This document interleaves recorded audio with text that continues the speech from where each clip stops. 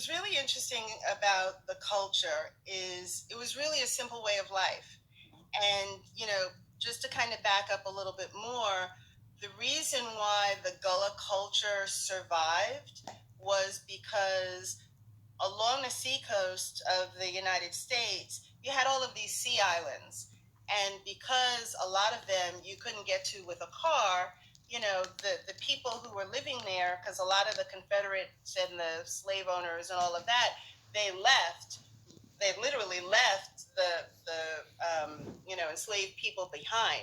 So they were able to maintain the culture. And so basically, um, with the culture, they lived off the land and the sea.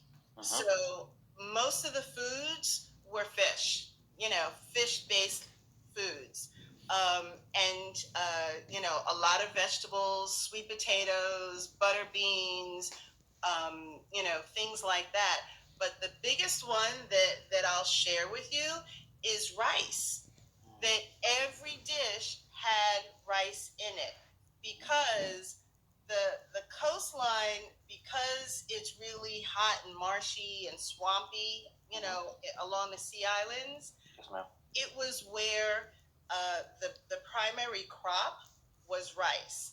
It wasn't cotton. Yes, there was sea island cotton and indigo that was farmed, by the plantations, but rice was the primary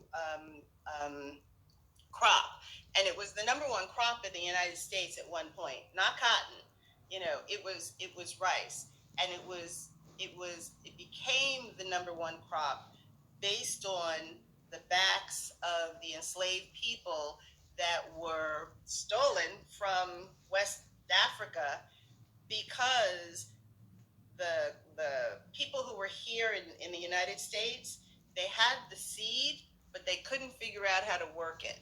So what they did was they went to West Africa and got the Africans who were knowledgeable and very successful in growing rice, and they brought them here.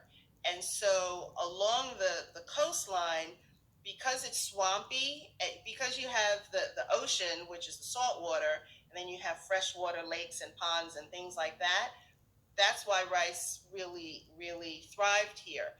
And so basically, that's why rice was such a staple.